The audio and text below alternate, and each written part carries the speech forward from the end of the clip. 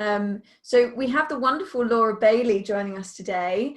Now, I don't know if I told Laura about our quick fire questions. I can't remember if I told you about this. Oh, I can confirm not. So be kind. Just before we start, Laura, we need to prove that you're one of us and a human. So I've got a few quick fire questions for you. And for those that are new to this, it's a really, really casual coffee chat. You come when, each week we have a new PM or an expert in making career transitions, especially around the project management space. They come and they talk around their experiences or some advice. And then there's an opportunity to ask questions. And there's a few more initiatives that we've got planned, which I'll share at the end. So we start off with a few quickfire questions for our guests. And then I'll hand over to Laura and she can share a bit about her experience and then we'll go to questions. Any questions that if you're free to take yourself off mute and ask those questions, or feel free as we go along to stick them in the comments chat. So Laura, are you ready? I think so. Okay. What was your favorite age? Oh, probably like 19, 20, like moved out of home, went to a new city for university. Like I lived in like a tiny little market town, so there was nothing to do. So moving to Swansea then, having the beach, having freedom, freshers, university, new friends and stuff. Probably then, I think. Amazing. What would we find on your nightstand? So I've got to the age now where you'd find retinol and probably various other products that I'm buying in the hope of sorting out the line on my forehead that I've got from sitting next to this window through lockdown. So like when we do have sun in Wales, which isn't very often, I basically spend the day sitting and squinting. So you can currently see I can't get a blind to fit this window, but this is my fiance's t-shirt now hung up on an old curtain pole, trying to protect my face from the sun. So yeah, retinol, inhalers, very boring, and my Kindle, actually an excellent lockdown purchase to try and wind down and chill out with. Brilliant. Give us a snapshot of an everyday small joy for you. Probably like tea and biscuits. I know that is like quite small, but I think when you're stuck at, well, like whether we're stuck at home or whether, even when we were in work, that kind of being able to get a biscuit to go with your tea and kind of just having that sit down, it just makes everything like a little bit better when you're stuck in maybe a hard task or you're preparing for a big meeting. I ate, I think, 3/4 of a pack of malted milk yesterday. I discovered they do ones with chocolate on, so enjoyed those a little bit too much yesterday. So no small bit of joy in terms of biscuits today. There's none left, just the tea. Mine was a pack of bourbons yesterday. I just go through them completely. Yeah. Amazing. Awesome. Well, Laura, I'm going to hand over to you. Let me just make you, just in case you need to be co-host, and share your screen. I've got a couple of slides, so I'll share those with you guys. Let's do this.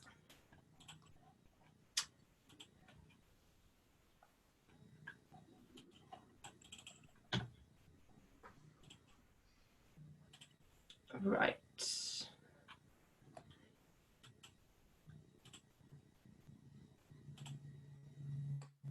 Hopefully you guys can see the right slides then. Yep.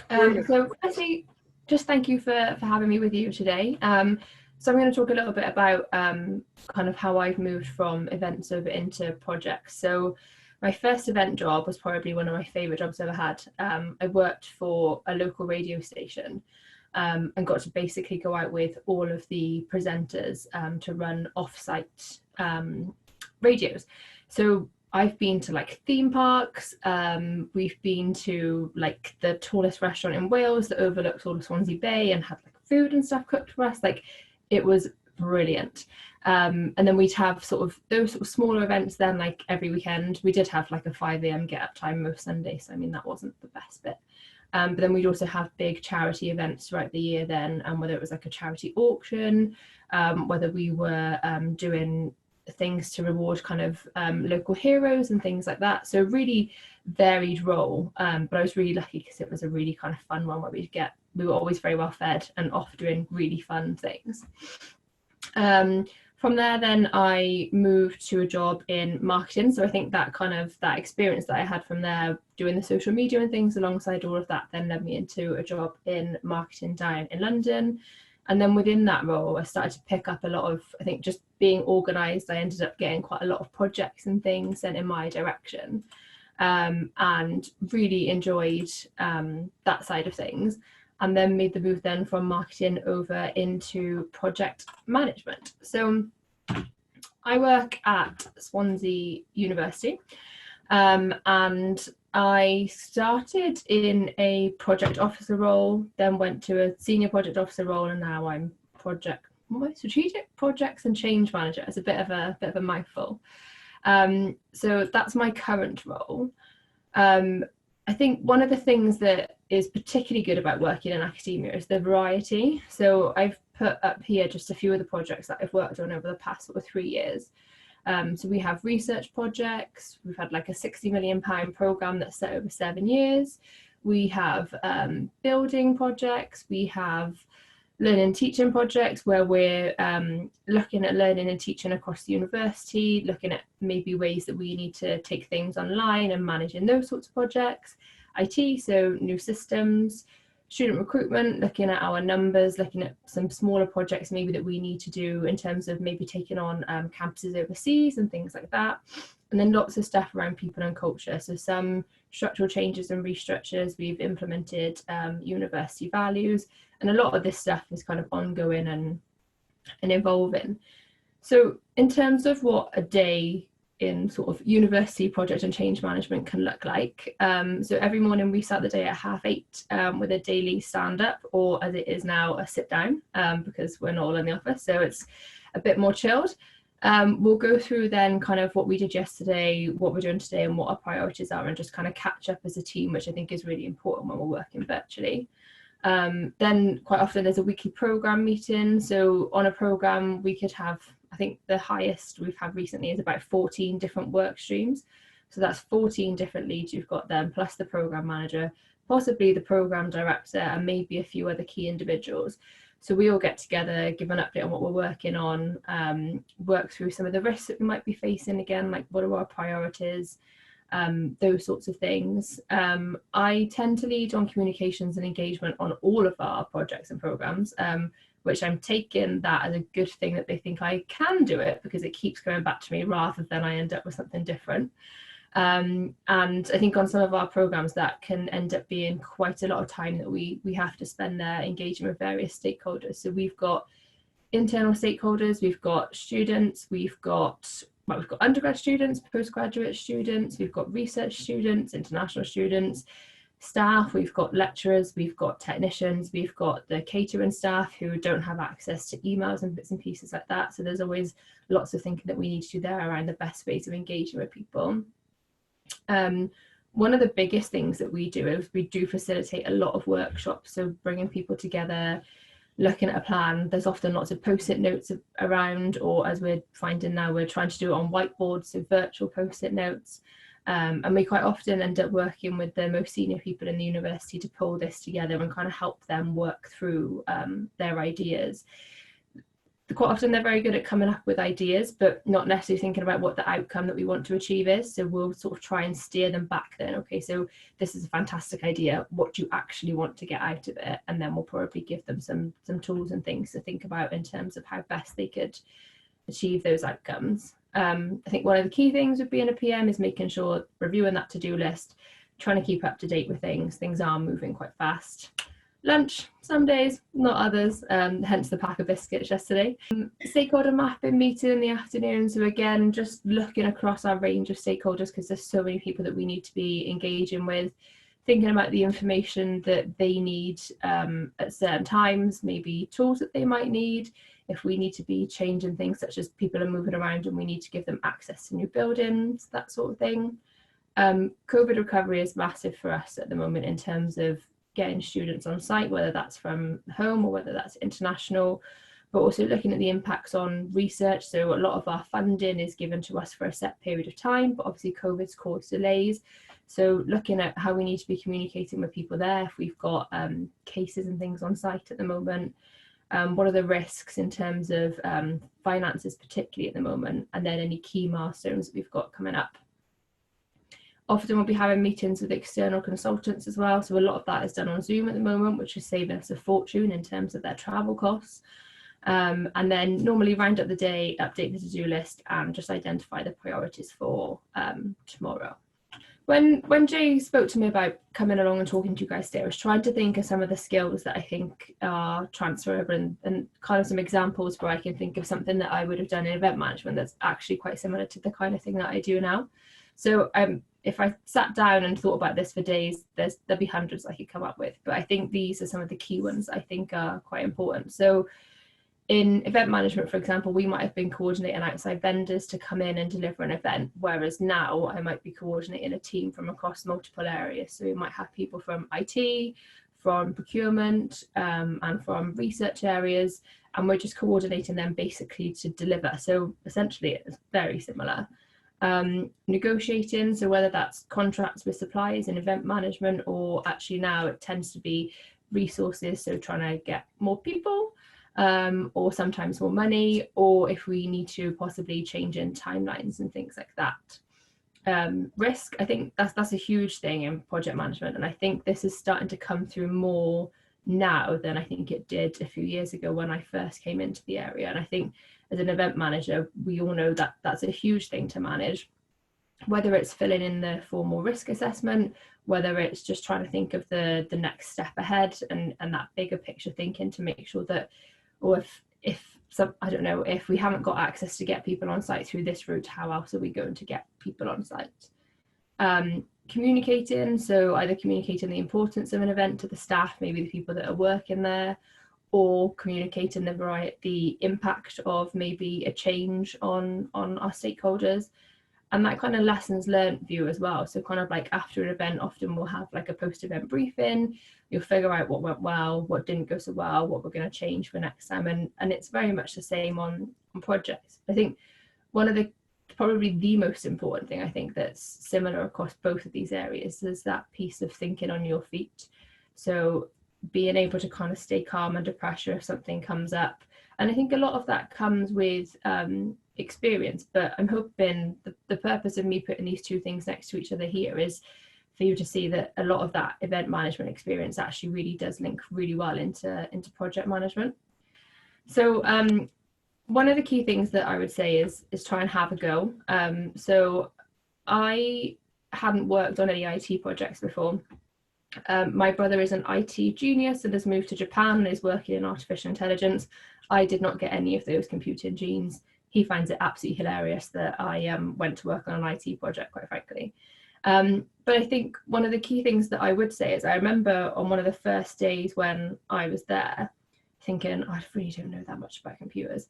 Actually, it turns out you don't need to know anything about computers because you have a team around you. You're there to provide expertise in project management, not in IT, not in systems, not in data. That's why you have the team that you have around you.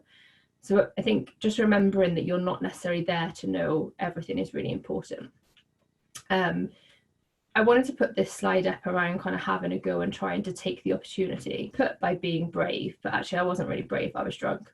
I knew that there was a project that was coming up. I thought that I could add value on it, and I just thought I'm just going to go for it and just ask for it. So asked for it at the Christmas party, didn't think anything of it, came back in January, and then they were like, oh, actually, yeah, you put a good case forward. And I can't remember what the case was. And then got to go and work on the project. So as I say, I think to begin with, I was a bit nervous. I was working, there's lots of different methodologies that you can use across project management, but I didn't have any experience of working within an agile team. But what I would say is my kind of sales pitch for this was that I don't have that experience, but I have lots of other experience. So I recognized that my niche was probably my change management experience, and that was something that they didn't have. And this new system was going to be a big change for the university. So that was kind of how I wangled my way onto the project. was supposed to be on the project in terms of a support role, but actually I showed real interest and it kind of grew legs and I ended up running the project. And I think that only happened for me because I really got stuck in. So I spoke to people in the team about, like, I showed enthusiasm, I wanted to get up to speed, I wanted to learn more about how this worked. I went away, I read books, I watched some videos on YouTube, there's lots of free courses online, so just took that opportunity to really get stuck in. And I think being open to feedback was really important as well. So recognizing that I didn't know everything, but I'm here to learn, I'm willing to learn, and just asking for feedback and making sure that people can see that you are acting on it. So rather than just coming along kind of talking about myself and my experience there, I did want to talk to you guys about some tips that I think would be helpful.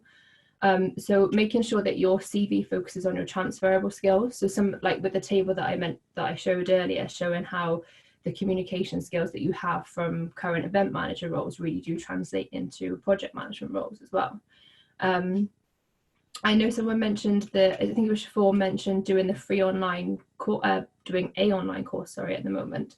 And there's lots of free online resources. So that can be things like frameworks from Prince2. There's courses on places like FutureLearn that do like project management fundamentals and things like that. And those things are all free. Talk up your different experiences. So as I say, when I went to work on a project that was an IT project and was based around an agile methodology, I didn't have experience of that, but I did have experience of moving people from one way of working to another. So I really talked up that experience and just made sure that I used it whilst I was then building up my experience in agile. I think be careful with the technical language that you use. Because sometimes some of the language that you might use in projects in various different industries doesn't always translate into other areas. So just think about that language and try and just, I guess, make it as simple as possible for whoever's reading an application to understand. And again, that subject matter knowledge isn't the most important thing. Mine wasn't, I didn't have experience in IT. I moved across, did one project in IT, applied for a job and got recruited into it. So it's not about having to tick all of the boxes. I think a big part of this for me is the fact that I definitely felt like I was winging it at certain points, but actually that it still works. Somehow it still works. And so just as the same as in events, there's lots of different types of projects and they will require different skills, but you'll only be expected, as long as you are adding value, that is the main thing. So it's not about having to understand the areas in depth, just make sure you know how you're adding value. You have base knowledge that you can build upon. So again, there's sometimes where I still feel like I'm kind of winging it because I don't know everything, but that is the reason that you have a team of people running these things and there's various different roles. Be clear on what your role is and what your responsibilities are. And if there's gaps, the people that you're working with, speak to people, ask for help, go online. There's so much that you can find online now and on LinkedIn. I think attitude is really important.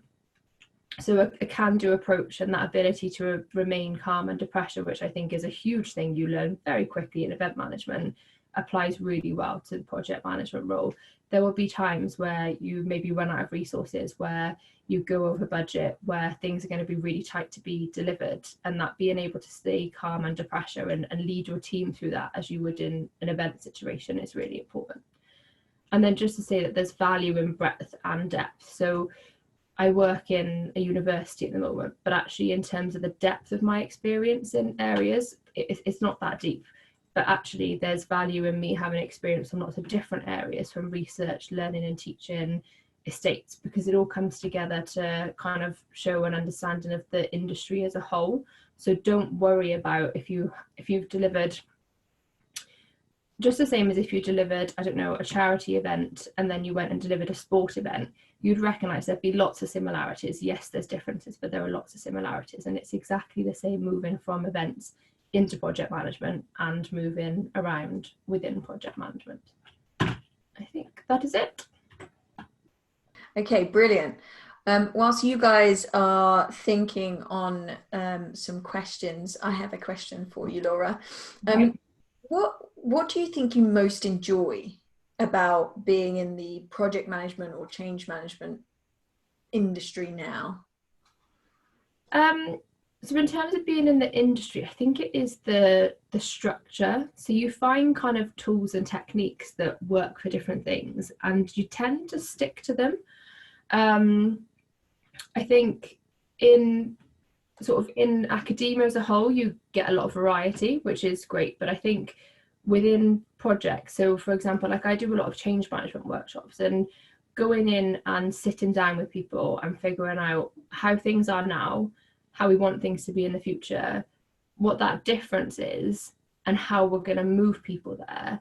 When you sit there and you're going through those templates and sort of teaching people how to do that process, those light bulb moments with people are just fantastic, and you can see exactly how it is quite a simple table, but as you kind of work through the different parts, you can just see the light bulbs going off in people's heads, and then they're like, all right, I get it, now I know what I need to do.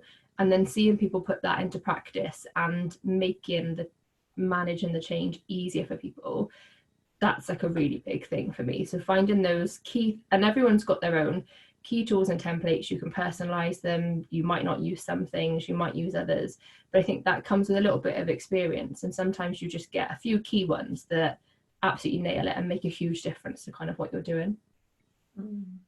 Amazing. And we have a question here from Sunita. Why did you decide to leave the world of events? It was an accident, really. It wasn't a conscious decision that I made. I was working in events when I was doing my master's, and once I'd finished, I decided I wanted to move down to London. When I worked in events, I was also doing stuff at the university, and I really enjoyed working in the university. So I wanted to stay working in the university and found a job in marketing, comms, and recruitment. So it was in a massive directorate that gave me loads of experience, but we also ran events within that directorate. So I still kind of kept a little bit of that, but got broader experience in another area. So that's the main reason that I ended up moving out of that, was just moving on to a different role. But it was nice to be able to kind of retain a little bit of that. And I think even still in my role now as a project manager, we're lucky that our department do quite, if we've got kind of high profile guests like Hillary Clinton coming over to see us, we'll get to be involved in some of those as well, almost just to assure the process and make sure all the checks and things are in place. So it's still nice to kind of be able to dip my toes in and out. Amazing. And another question from Laura. Thank you, Laura. You mentioned free course from Prince 2. Did you still do the Prince 2 qualification? So I did the Prince 2 qualification. My boss actually paid for it at work, but through Groupon, because they do it's a cheaper one on there where you can do it all on videos. There's a reason it's cheap. It's full of spelling mistakes, really wound me up. And randomly it's presented by old presenters from GMTV. Richard Gasford is on there presenting. And I honestly, how he's gone from being on primetime TV to talking to a project management course full of spelling mistakes is beyond me. But aside from the spelling mistakes, the content was good. So you had to pay for the Prince 2 course, but there are lots of other kind of more general courses available online. What I would say is a lot of these courses can cost quite a lot of money, and lots of different organizations will ask for different qualifications. So I wouldn't look to spend too much money doing one of the qualifications. You could spend hundreds of pounds doing Prince 2, and then the job that you actually want requires APM. But also think about the level that you're going in at, because if you do want to go in at a higher level, that will be helpful. But Prince 2 is an absolute minefield. And I did the course, and then I worked in a team where nobody else used it.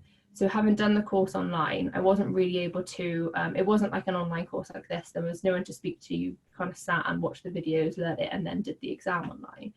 Not having that experience of actually applying it practically meant I forgot a lot of that stuff because I wasn't working in that environment. Whereas something like APM is far more general. And I think even you can get the books and things secondhand on eBay and things like that for a couple of quid. And even just reading through there and understanding kind of those broader areas, I think as you read it, you're like, oh, this makes perfect sense. A lot of it isn't rocket science, it's just how it's presented. But I do find there's good courses on FutureLearn. So there's different ones at different points, but there's a couple of kind of project management fundamentals or change management fundamentals and things like that. Prince 2, you can get loads of different templates online, but again, don't worry about going too far down some of these qualification routes unless you know there's a particular job that you want to go for, because if you're not, just the same as with lots of things, if you're not using it, you forget how to use it, and there's little point stressing about that, I think. Amazing.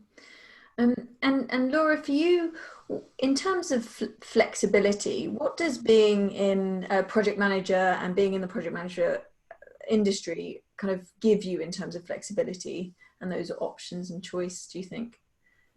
I think there is a lot of flexibility, and I think more of that probably opens up as you progress through the different levels. But it's also a conscious decision. So I've made sure that I've got kind of projects and change on my CV. So I'm doing a bit of both. So that kind of opens up routes where if there's a change manager job, the two things kind of come hand in hand.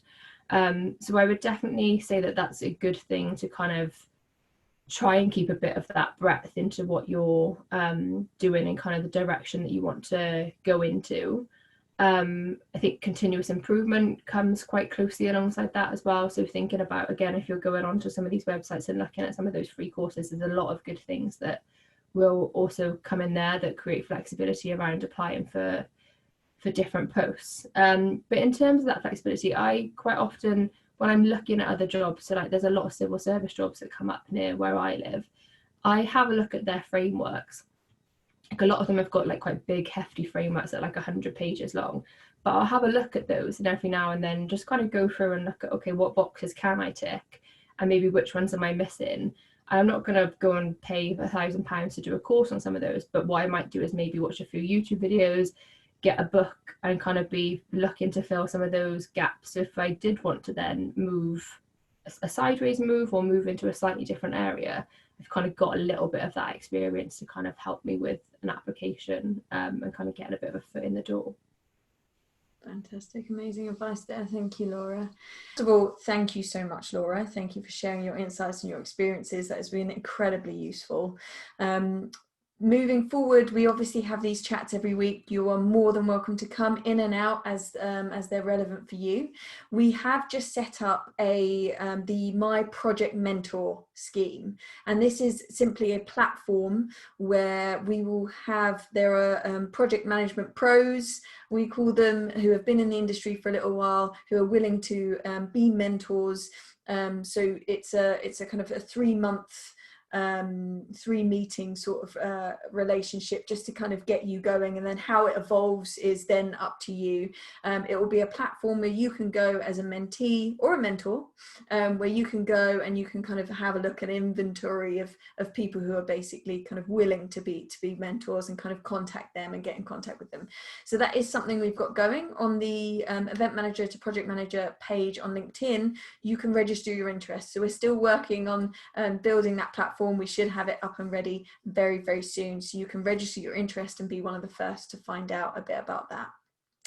So thank you all so much. Thank you for coming. It was really, really lovely to see you all. And thank you, Laura, once again.